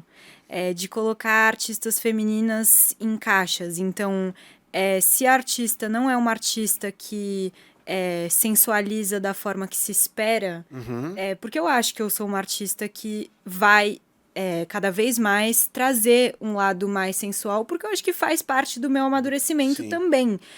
Mas um lado sensual talvez diferente, né, do lado que as pessoas esperam, né, no Brasil e consomem hoje. Mas eu acho que tem uma dificuldade de encontrar esse meio de caminho. Então, se a artista não é uma artista que sensualiza da forma que se espera, ela é fofa. Então, ela é colocada numa caixa fofo. Ai, nossa, eu adoro o Melim, é tão fofo. Não, o Melim não é fofo, o Melim é foda, entendeu? Mas isso é verdade. A sociedade coloca nesse lugar mesmo, do fofo. Então, é fofo ou é gostosa, entendeu? Ou né? E eu acho que nesse sentido, a Marisa Monte é uma ref, muito ref pra mim. A Rita Lee é uma puta ref pra mim. Porque eu acho que, pô, ela era uma mina linda, maravilhosa. E era sensual, mas ela era engraçada. Eu acho que ela também tinha essa capacidade, que eu sinto que as artistas femininas, por terem esse medo, né, e quererem se encaixar ou numa caixinha ou em outra, acabam enveredando mais para um lado ou para o outro e não tem talvez tanto a capacidade de olhar para si próprias e rir de si mesmas, sabe? Porque eu acho que é engraçado, eu acho que a gente tem que... Ninguém é obrigado, mas eu acho que é divertido, né? A gente sensualizar também pode ser uma coisa engraçada, solar também, né? E não só... Então, eu acho que é encontrar um pouco esse equilíbrio, assim, entre melancolia e felicidade, e sensualidade e fofura. Eu lembro que tinha uma época que eu fazia evento, produzia vários eventos aqui, e o Jeito Moleque tava começando a bombar muito lá em São Paulo, inclusive em casas como Santa Aldeia. Sim. Bombava pra caralho pra playboyzada lá de São Paulo. Época na Vila Olímpia ali. Na Vila Olímpia. E aí caralho, que doideira. E lá eles já cobravam 40 conto, 50 pra época, que era muito dinheiro. Porque eles faziam portaria, entupia, playboyzado, todo mundo consumia tudo, era a bola da vez. E aqui no Rio, a bola da vez era o Gustavo Lins. Sim. E o Gustavo entupia numa terça-feira ali, uma via show, e os moleques entupiam lá as casas de playboy, e tudo certo. E eu lembro que eu contratei o Jeito pra fazer uma casa chamada Santomé. Aqui na Barra, dentro de um shopping chamado Open Mall. A casa cabia 500 pessoas. Então, eles lá entupiam com 40 mil de cachê e aqui eles vieram fazer por 2 mil reais. Eles falaram, cara, paga a minha estrutura e me dá 2 mil. Então, eles abriram mão de um cachê gigante lá, na época. Vinham pra cá pra plantar, porque sabiam que o Rio era uma praça importante. Já com alguns sucessos, fazendo televisão. E o contrário, eu não via tanto acontecer. Eu vi o Gustavo, por exemplo, varrer o Rio todo, pegar dinheiro pra caralho aqui no Rio, mas não abria tanto mão de ganhar aqui pra plantar em outros lugares. E depois de um tempo, eu comecei a analisar e vi o Jeito voar e o Gustavo ficar, por mais que ele fizesse Brasil, o Gustavo foi gigante, foi um marco, foi um divisor de águas. Eu vi ele demorar mais pra fazer Brasil. Então, assim, até uma pergunta que eu faço. É importante, em algum momento, o cara também entender isso? O artista falar, eu vou abrir mão de cachê porque eu sei que eu vou ter que plantar lá. Você vai pensar médio e longo prazo, né? É visão. E eu acho que cada caso, a forma que você vai chegar, eu vou chegar nesse computador aí, tem vários caminhos. E eu acredito que cada um vai escolher o caminho que seja mais confortável para você, tanto financeiramente como artisticamente, né? Então, é óbvio que você abrir mão, até porque hoje nós estamos vivendo uma fase que se o cachê é 50 mil, exemplo. 50 mil basicamente é de custo também, além dos 50 mil de cachê pro contratante, que é divulgação, passagem, hotel, blá, blá, blá, blá, logística, tudo. logística em geral. Então, cabe ao artista ter a sensibilidade de, dentro do conforto dele, onde ele também não tire do bolso, né? Onde ele consiga pagar pelo menos os funcionários que estão ali, sair dali para fazer Salvador, como o Mug deu exemplo aqui. E plantar lá. E plantar lá. Eu acho extremamente saudável, mas, repito, por exemplo, um cara que é solo, é mais fácil. É que no pagode isso é um divisor de águas. Isso. Quando você consegue fazer o Brasil sair do teu lugar. Sim. Em outros segmentos, você já começa, às vezes, maior em outros lugares do que na tua própria cidade. Só que no pagode eu sempre senti que isso porque é um custo muito grande. A gente sabe que não é um tipo de som que é feito com 3, 4 caras no palco. Não, então você tem que viajar com uma galera. O rider é O rider é grande. Só de percussão. Porra, eu viajei com a Adriana pra caralho antes da Adriana entrar no Bom Gosto. Pô, o Adriano, a gente viajava com 17 cabeças. Então, assim, com 17 cabeças, quando tu vai fazer, por exemplo, música eletrônica, alguns artistas de funk, até mesmo pop, tu não chega nisso. Não chega. Nem a porrada, entendeu? Tu chega em 8, 10, 12 e olha lá. E pro pagode, 17 ainda é pouco. Porque às vezes tu tem que... Se tu tiver um grupo como o Bom Gosto que tem 4, 5... Só de banda são 12. Fudeu. Artista de banda 12. Já era. Isso aí. Hoje a gente conseguiu, tá? Adquirindo experiência, chegar a um denominador, tanto musical quanto de produção em geral, onde a gente consegue... Pelo menos para viajar, às vezes a gente sacrifica um videomaker, Entendi. ou sacrificamos um hold, ou pra não pesar na conta e chegar pega junto. o local, pega o videomaker pega do local, para ir para fora do país, a gente começa a sacrificar alguma coisa. Sim. E eu acho super saudável. Vai da forma que a pessoa enxerga o seu trabalho, onde quer atingir. E às vezes, cara, eu acho que o fã que tá lá do outro lado nem sente a diferença. É mais pra gente, sacou? Sim. Exato.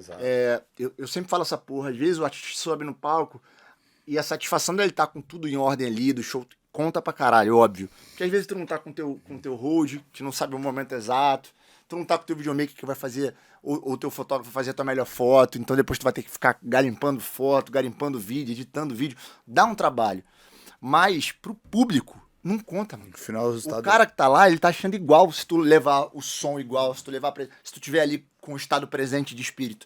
Então, isso que vocês falaram aí é uma aula mesmo, porque tem muita gente que não quer abrir mão e deixa de rodar. E o rodar, cara, é muito importante, que a gente tá numa geração da internet que as pessoas não entendem a força que é o olho no olho, que é você tá ali vendo o movimento. Que é o que você falou, cheguei lá em Salvador, fui fazer samba enredo, deu ruim. Tem gente que só vai descobrir que deu ruim 4 anos depois, porque com a internet... Não foi com isso. Perfeito, muito bom. Temos aqui 2 erros clássicos que são cometidos, e tem um terceiro que, na minha opinião, também é um clássico, que é a falta de entendimento do que é a pessoa física e do que é a pessoa jurídica. E aí também é uma outra pergunta que eu ia te fazer. Hoje, é muito importante para um artista, mesmo que esteja começando, abrir uma empresa, ter uma empresa para movimentar as suas contas e movimentar, não é as suas contas em si, sua grana, o que passa ou deixa de passar? Hoje em dia, ainda mais com os bancos digitais e com o MEI, aí dependendo do tamanho do artista, é muito fácil abrir uma empresa. Então, mesmo pequeno, minha sugestão é que abra e separe a vida pessoal da profissional.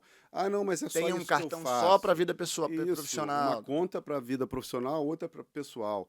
Claro, o cara que está literalmente começando, ele não precisa se planejar dessa forma, mas ele viu que começou. Mas é até melhor para ele poder emitir uma nota e pagar menos imposto. Sim, tendo... Ele não tem opção. Se ele já está num tamanho que alguém R$1.000 de cachê, uma nota para ele não tem jeito. Ele vai ter que ter uma pessoa jurídica, ele vai ter que ser uma empresa. Eu vou tocar num bar, eu sou um DJ que estou começando, eu estou tocando numa festa de casamento, cara, eu tenho que emitir uma nota de 1.000 a 2.000 a 3.000, não importa. Aquela pessoa que está me pagando, ela está me pedindo isso. Hoje, até R$8.000 você pode abrir MEI, você pode abrir um MEI. E o custo disso? É zero. Se você pequenininho, R$60, né? Ou não? Você pode abrir o seu MEI, você mesmo entrar no site empreendedor.gov, enfim, não me lembro exatamente o endereço, e o custo, você não paga imposto sobre o que você emite. Então, você só paga uma taxa de 60, 50 e poucos por mês, que você tem aí todos os... Dá segurança, o benefício de você não pagar os impostos. Previdência. Ao invés de você pagar 27% de imposto, você está pagando R$60. Independente de faturar ou não, você paga os R$60. Mas... De forma grosseira, tá, galera, que a gente tá falando, porque depois de um determinado faturamento isso vai mudando e tal, mas no início, né, a gente tá falando até 8 mil, que aí para quem tá começando... 8 mil mês? 8 mil mês, é um bom número, pensando e depois, no... quando passa de 8 mil, paga... Aí é um escalonamento, ele passa para uma empresa, para um tipo de empresa chamada Simples Nacional, que é simples, mas aí a brincadeira começa. Ele começa de 6% e vai até 18, 20. Mas basicamente 6. Quando tá começando ainda. Quando tá começando. Tá. As primeiras notas são 6%. Passou de 8 mil por mês, de 8 a 100 mil reais mês, talvez ou menos. Grosseiramente, não estamos escrevendo em pedras não, só pra galera que tá em casa entender. Até mais. Para ficar no 6% tem que ficar... não, para ficar no 6% é uma conta de faturamento acumulado ano. Até 180 mil acumulado no ano, você está no 6. De 180 a 360, você passa por 6, alguma coisa. Do 360 para uma escala maior, mas você ainda passa é por muito 7. pouco. Vamos supor que o cara fature R$500 mil ano, tá? Que é um bom faturamento. Aí ele tá pagando ali 8%, 8,5%, 10%, entendi. Muito menos do que os 27% que ele pagaria se ele fosse pessoa física. 27,5% pessoa física. E ainda assim com uma série de outros benefícios. Sim, ele tem uma empresa, ele está legalizado, ele pode... tem uma conta daquela empresa, ele pode... registrar aquele lucro, ele pode pagar dividendos para ele mesmo, então ele tá... Não tem bitributação. Não tem bitributação. Ele é sócio da própria empresa, então ele pode inclusive transferir dinheiro dele, da conta pessoa jurídica, para ele mesmo, sem preocupação. Perfeito. É como se fosse uma divisão de lucros, e hoje divisão de lucros no Brasil não é tarifada. Acho que não vai durar muito, mas não é tarifada. Tem de um aqui, mas aí não sei se é o mesmo que você vai falar, porque numa época foi bem grande. É um cara consideravelmente grande ainda, é um cara que é conhecido e tal, mas teve num momento ali que só dava ele, e eu sei que você descobriu ele ali, botou ele no digital, distribuiu e depois bombou, que foi o Nego do Borel, não foi isso?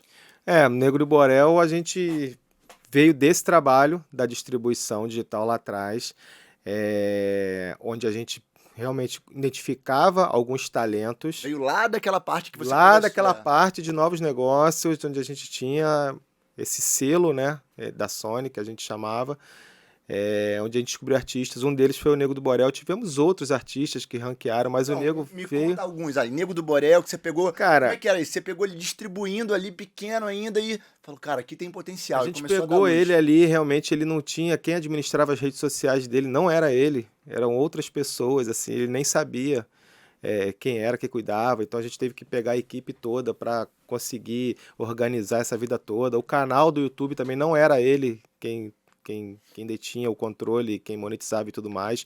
Então a gente viu, cara, esse cara é um talento, porque ele era bombado, né, nas redes sociais, internet, eventos, show, fazia um monte de coisa, só que não tinha isso organizado. Não tinha organizado, ninguém, cada um pegava Você viu uma pedaço. demanda reprimida ali, você falou, cara, aqui tem um caminho. A gente viu uma demanda e falou, cara, vamos trazer ele aqui, vamos soltar, ele tinha um DVD, se eu não me engano, a gente soltou logo o primeiro DVD, vamos trazer ele pra cá. Tanto, foi tão incrível assim, que ele passou a fazer parte muito rápido do cast principal da Sony, né? A gente fez o trabalho de organização dentro do digital, lançar as coisas e ver realmente, cara, isso aqui realmente tem um caminho, olha só, tudo que a gente lança tá andando, vambora. Foi pro cast principal da companhia, ele chegou aí, fez show lá em Miami, na regional, foi um case incrível, assim. Que começou ali no digital, naquela incubadorazinha ali. Começou ali. Aí a gente teve algumas músicas, cara, que volta e meia acontecia. Galera, independente de gosto...